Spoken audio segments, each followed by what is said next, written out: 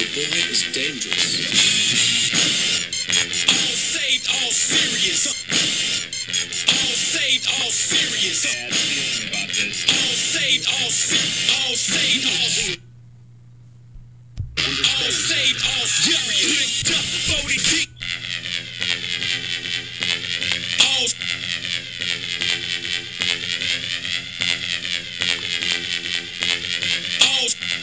the boy is dangerous.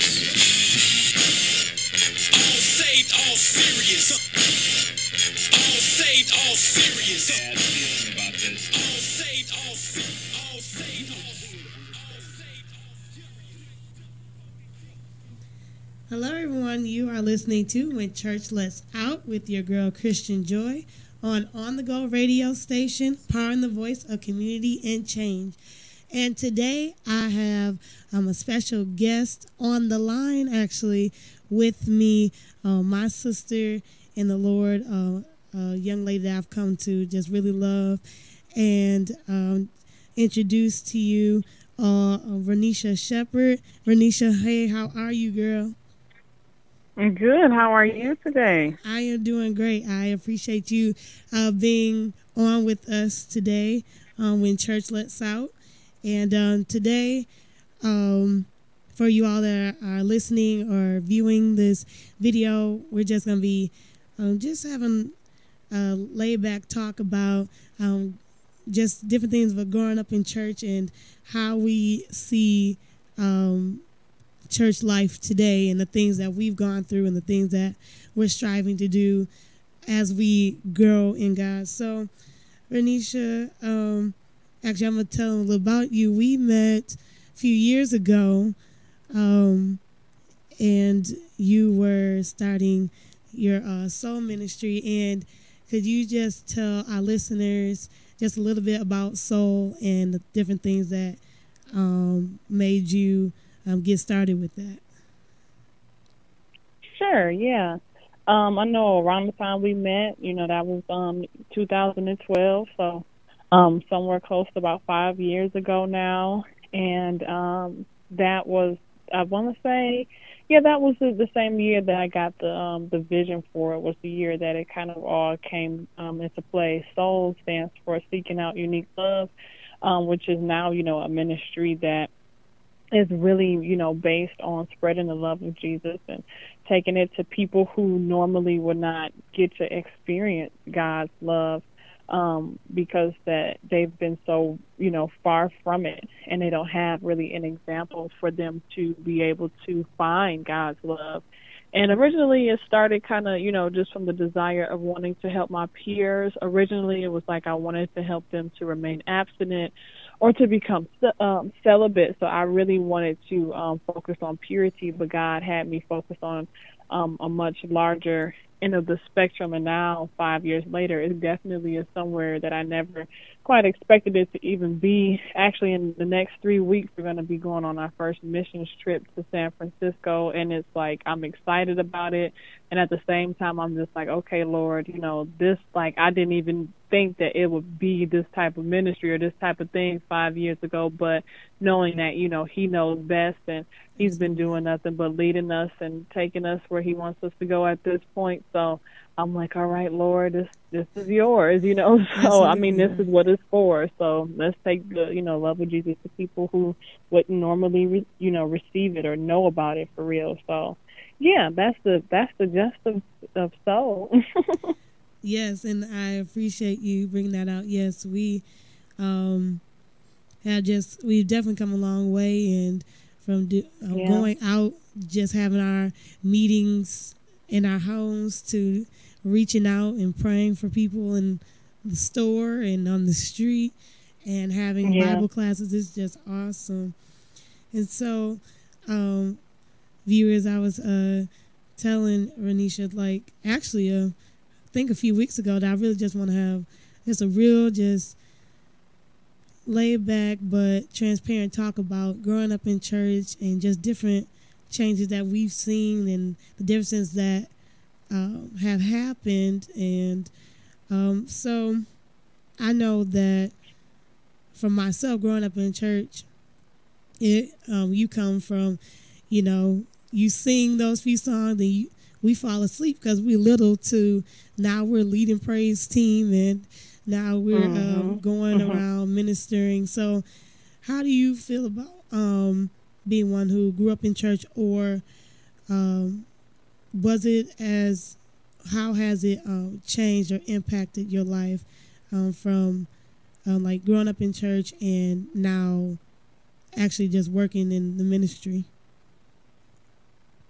I can definitely say that growing up in church was a very strong foundation into, being able to work in ministry. Now, don't get me wrong. Of course, I know that a lot of people, especially even in today's age, they do end up finding their way to God or end up working in ministry and everything of that sense, after they become an adult and, made the conscious decision to become a Christian and to accept the call that, God was calling them to. But I can definitely say that my parents started me off in church as a child, definitely was something where I knew, as a kid that I was called to do something. I knew as a kid, like, oh, when I get older, I'm going to be, one of the ones who are crying in church or one of the ones who's lifting my hands, For me, I was like, oh, yeah, that's something that adults do. I can't really do that because I'm a kid. Like, I don't know. I used to think little thoughts like that. I'm like, well, one day when I get older, I'm going to be able to do that or different things like that. And I remember, it kind of began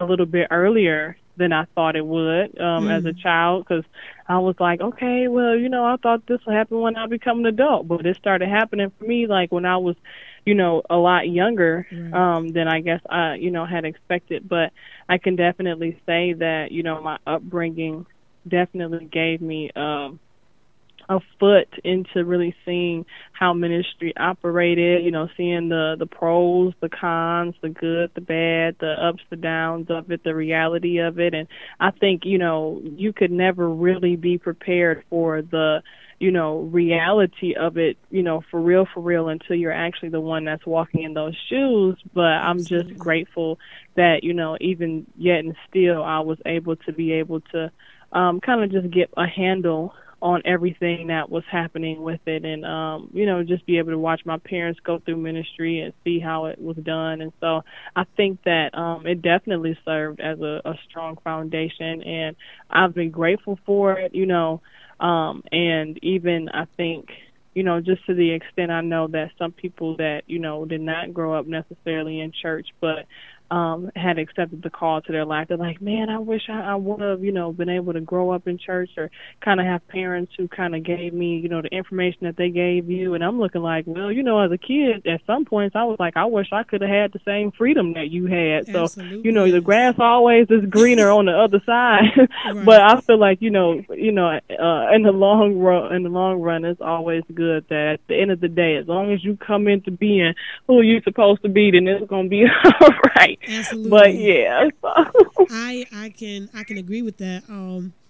Growing up with parents that first were brought up in church and now they have set that foundation for their children.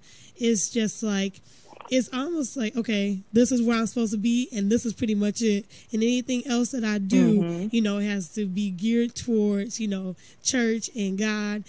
I know I can say this honestly. There were times where it's just like, not that I hated church or, didn't love God, but it was just like, like sometimes feeling like that was all that, it was drilled in us. I felt like there were times where it felt like they made it, God, and you can't have fun outside of this. And do you did you ever feel like, like I need a break, or it's like, can I just take a few minutes, for myself? Right. Can you? Yeah, most definitely. I think that for me especially, but it was kind of like one of those moments where during my freshman year of high school, I really, really, really had that moment when I accepted the call. I guess you could say it was October of my sophomore year, so my freshman year. That was me like the whole year. It's for a few reasons. One, because my parents were going through separation, or they were at this point they were getting a divorce. And it was just like, well, y'all doing whatever y'all want to do, apparently. And it wasn't even so much of a thing where they were doing whatever they wanted to do. Because I mean, my dad was, still faithful in church, so it wasn't really even, everything still kind of was the same. But for me, I'm like, well, this is kind of my moment to catch a break, Right. And because it was just me and my mom in the home, and my dad, I just would, go visit my father, whenever I wanted to go over there. It was always a thing where I kind of had the mindset of, okay, the disciplinary is not necessarily as much in the home as, it used to be. So I could probably ask my mama for stuff, especially too, and this is just a part of, the testimony with her right now being in a more vulnerable state. I know I can get away with a lot more. Right. So at that point, I was hanging around people I really shouldn't have been hanging around. I would go to different little parties and all that stuff. And when I tell people, like, yeah, I used to party all the time when I was a freshman in high school, they're like, girl, you was like a baby. I'm like, I know, I was like 14 bouncing from party to party, but that just was how it was, you know what I'm saying? And so I definitely took that moment where I was like, I needed a minute or whatever. But even as I was, acting like that and acting out and hanging with the wrong crowd and cussing and all that stuff, it was like, I always knew, I'm like, this ain't even who I am. It was crazy. It was like, I always knew, I'm like, by the time I graduate, by the time I get to college, this ain't even going to be who I am. And people used to always tell me back then, like my friends or my influences, they would say things like, oh, yeah, we're going to go to a college when we get grown. We're going to be in the club. We're going to be in the party. And I would always feel like, no, like my adult life is, yeah, right. I'm like, my adult life at all, like that's not my adult life. Would not look how it's gonna look right now. And I mean that's exactly what happened. Even a year later was when I started getting that together. And even until now, I still have not been to a club since I've been in college. I have never been to a college party. So it's like what I saw back then. It was like, girl, this is just you acting out, taking a minute, and I'll say even since then, it still will be times where, maybe not so much to that extreme or maybe manifested in a different way. It will still be times where I'm like, okay, I need a break. Okay, I need to be a human for a minute. Okay, like, I would be like, all right, because a lot of times we can just do so much and give so much that we have to watch it before we get to a point where we just like are loose. On E, and the enemy is, can easily just do whatever he wants to do. So I believe, as Christians and as leaders and as people in ministry, we definitely have to be mindful of when it's time to take a break and regroup mentally and spiritually to do that, because if not, we could break and go buck wild, and that would be terrible, terrible. It really would. If you've been listening, this is When Church Lets Out with Christian Joy, and I'm on the line with my good friend and sister Renisha Shepherd. And it's so funny because we're actually the same age. I'm a few weeks older than you, but it's it's just like we pretty much grew up almost like the same, and and growing up in church and God being the forefront. And at the end of the day, I am grateful for the way I've been raised. I mean, there are times where I sometimes look at others and, we've grown up the same, like grown up together, but it's just like, I had to stop and thank God, like, Lord, you didn't, even when I was acting out too at times, and folks would say, really? Like, yes, even I was saved young, but I still didn't, my mindset had to change, and I had to realize, you saved, you can't do that. But, watching the people I grew up with, it's just like, Lord, I thank you. Like, you had to just stop and thank God, like, I didn't have to deal with that, or the Lord didn't allow me to have to experience that. And, I just become grateful. I don't, judge or, laugh at anybody, but it's just, you just become more grateful when you see some of the people that you grew up with, whether they grew up in church or not. And you just thank God, like, I didn't fall out that way, or I didn't have to endure that. Right. And just to look at some of the dimensions of, I'll say, church today, how do you feel, in your opinion, church has changed from when you went when you were younger to now, the different, I guess, from standards to even outside the church? What are some of the changes that you've seen in, say, the church dimension? I think that, we, how can I say?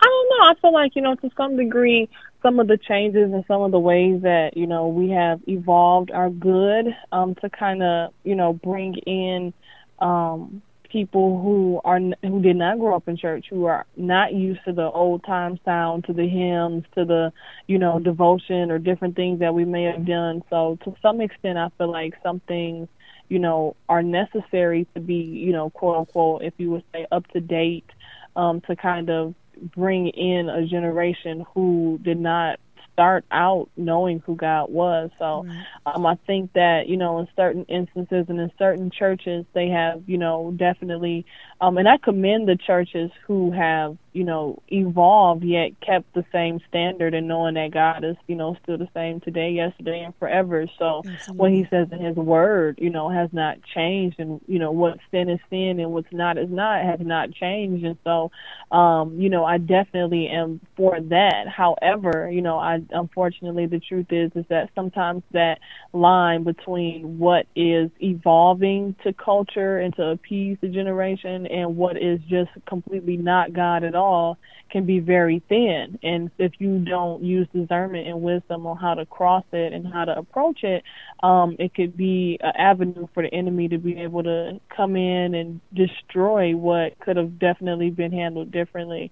And so I know that a lot of times, or I've seen, situations just because of, certain things that go on in the world and how, certain issues are addressed and, politically or, just a lot of different stuff, I guess you can say, that can cause divisions. Like, I think that it's important that, as we learn to incorporate and to appease a new generation, that we still keep the same standard of what holiness is. Unfortunately, I feel like a lot of people just try to, pat people on the back or pat sin on the back and be like, oh no, like, it's not, you're fine. God still loves you. Yeah, God loves you. But, one analogy I'll use, like, how many people God loves that go to hell? Everybody. However, if that's where your life was to lead you, then yes, he loves them, but that was on the person. And so what I mean by that is that just because, and especially being a ministry that spreads the love of God, that's something even I have to be mindful of. We have to be mindful of that. Yeah, God is love. That's something that is unchanging for him. But I think that if we just continue to, stress the whole love the sinner, hate the sin, then, it'll be a little bit easier, I guess you can say, to evolve. But like I said, sometimes that line can be so thin that we do have to be careful on some of the ways that we approach it. But yeah, I agree. And it's sort of like a divided thing with me. There's times where I feel like we can be so hard on an individual to where, like, we lose them because they don't feel the love. They don't really feel the genuine, the compassion. But there are times where I feel like we have skirted around some of the issues, and now we've allowed certain things to be okay in our churches, coming to who's singing, what we're wearing, and the musicians, and who's preaching and what are they preaching about. Sometimes I feel like the message has changed from be saved to, it's okay, you'll be all right, it's all right, you can keep doing what you're doing, nobody gonna judge you. And I think sometimes we take that out of context with God's the only one who could judge me.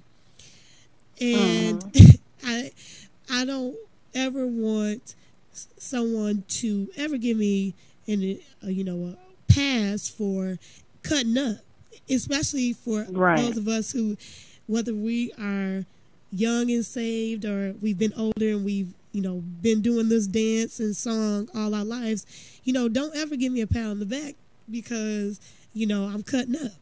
And Right. I just see that now. And for some of us young ladies and even the young men about, I see that the dress has evolved too.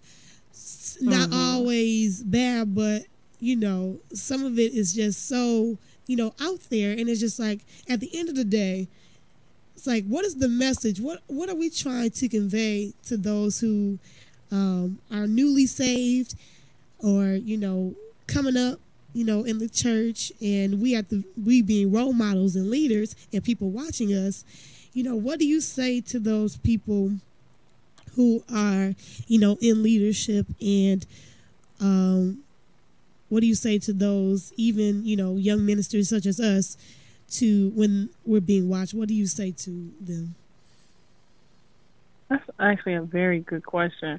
Well, for one, I can, just to piggyback off of, the statement that you just made, that's definitely true. I definitely believe that, when approaching or dealing with an unbeliever, that we can often push them away, by first coming to them, wagging a finger, stuffing the word down their throat. But first, it is, love that lifts them. It is love that brings them in.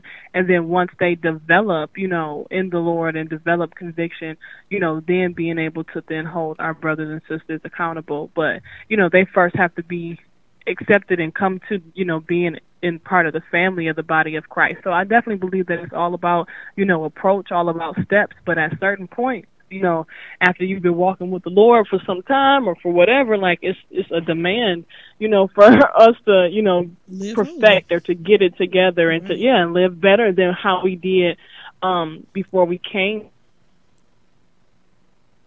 I can say to young leaders and to young ministers is that it's very, very important to understand that you are more seen than you think that you are, and I feel like a lot of times we don't really, because we're young and because everybody else is young, we feel like we have, the same expectations as everybody else, or we're just somebody else who blends in the crowd. And the truth is, it's like, that's not true. I've learned that I stick out like a sore thumb, Stick even when I out. really try not to. I can have on the same outfit. I can say nothing about God. And however, somehow somebody will know I'm just different. And I could be like, what are you talking about? I didn't say anything. I didn't do anything. Like, nothing about me being here right now in this moment have I done to say or to prove or to show that I'm even who I know that I am, Right. So the truth is that one time I realized, I'm like, girl, you ain't hiding from nobody but yourself. Like, the more that you stay in denial about who you are or who God has called you to be, like, everybody else knows, like, whether or not they can point the finger or, put the finger on what it is, they know that it's something different about you. And with that knowledge, it's like, you have to be mindful. You can't do everything how everybody does it. You have to honor what God has graced you with, because the truth is, like, he graces you to be able to get it together or to be able to have it and to be able to maintain it. But man, I've had to learn, like, the Lord will get you in check when you do not honor it correctly. Sure will. And so and the truth is, like, His grace allows us to keep, what He's placed in us. But oh man, like, to avoid that rod of correction, like, I'm telling you. So I think the biggest thing is just understanding that no matter how normal we feel, or no matter how regular or how much like everybody else our age we feel, we're not. And this is a pricey. This is something that's pricey, it's expensive, and so we got to stop, you get what you pay for. We always say, so we got to stop treating a calling and an anointing from God as if it was free, because it wasn't. So, we have to honor it and most definitely, and definitely, just appreciate just how much He actually trusts us with what He's given us. So to be honored to carry it and not to just mishandle it any kind of way. And basically also too, just to know that you're not alone. A lot of times it can get difficult because we feel like don't nobody understand how heavy it is, how hard it is. But yeah, a lot of people, you ain't the first to do it, and you ain't gonna be the last one. So it's heavy, it's difficult, but girl, boy, whoever, like, pull through. You got this, and you're not alone in it. Did you ever feel pressured that like you had to like be in ministry or the particular ministry that you're in, or did you feel like, okay, you know, this is what God called me to do, and it's not it didn't feel like you were trying to run away from it, or were there times where it's like, okay, I don't know if I want to accept that calling on my life? Mm-hmm. I'll say at first, no. At first, I was like, yeah, let's go. I was on fire. I was like, and especially, too, coming from, you know, where I was with partying and everything like that, I was sick of it. And I was definitely ready and anxious to, you know, start this journey and to be all that God wanted me to be. But, you know, when I made that decision, I was 16. And I can say that over the past 5 years, there has been a lot of time. And I realized, too, side note, that giving God your yes in 1 minute is not the only yes you're going to have to give God. As He elevates you, as He takes you to different places, as He calls you to different things, you're going to have to tell Him yes again and again and again. And there's some things I've been like, no, like, no, you know, I'm like, I don't really know if I want to do that. I don't really know if no, I don't want to do that. I'm straight, you know. And then it'll be even certain things where, you know, even realizing how much work something is going to have to take, or how much sacrifice something is going to have to take to give God my yes. I'll be like, to be honest, I don't. I feel like, you know, and then of course here comes that pressure, because it's like, I know that I can run from this if I want to, but I can't hide. And it's going to catch up with me. So it's like I had to get to the point where I'm like, you know, and it's like to some degree I tried to run, you know, even though I was already, you know, in ministry, already operating ministry. Many people don't even know, like, how many times I wanted to stop. Many people don't even know how many times I wanted to run away. So how many times I probably, you know, I did try to run away to a certain extent, and something kept on pulling me back against my will sometimes, but I kept coming back, you know.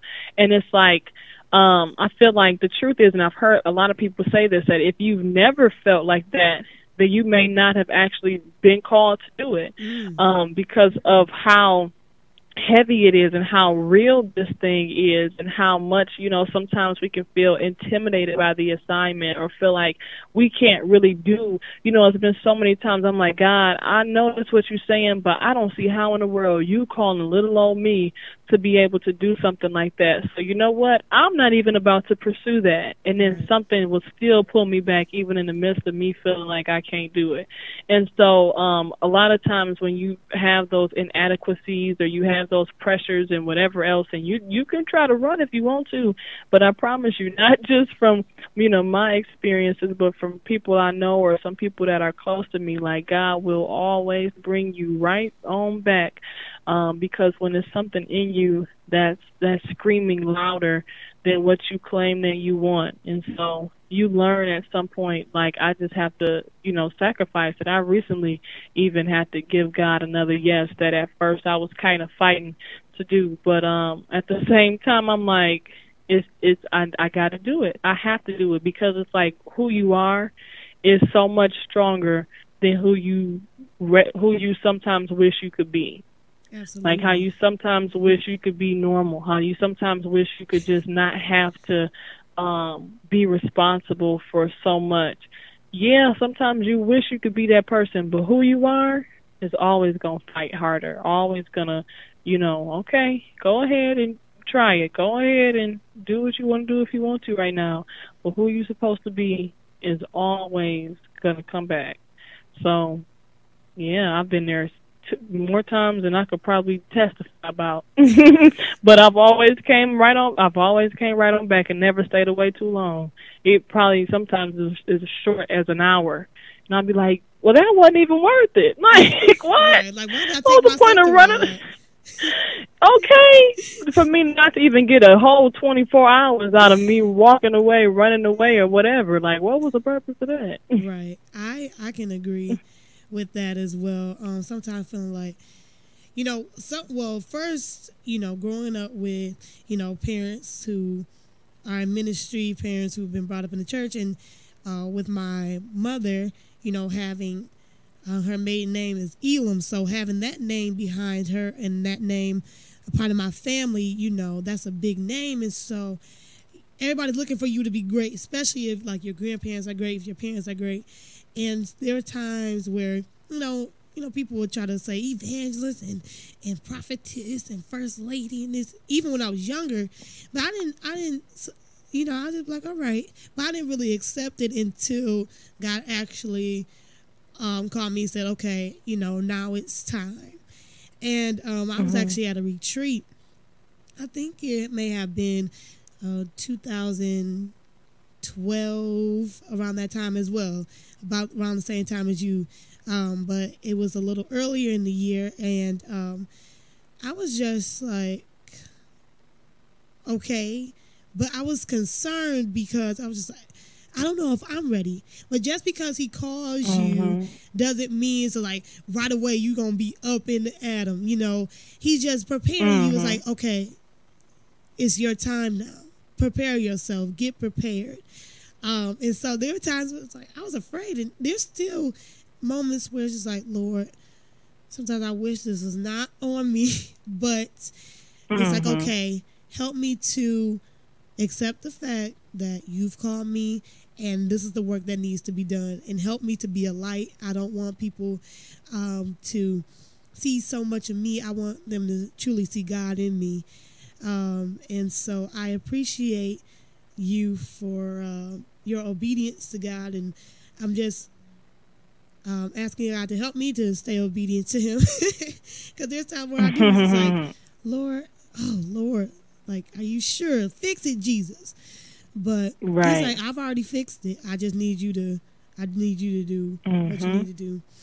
Well, I am so glad that you joined me today, Renisha. I'm so grateful that we had this talk, and this will not be your last time speaking with me. And you all who are listening, I appreciate it. This has been When Church Lets Out with Christian Joy on the Go radio station, powering the voice of community and change.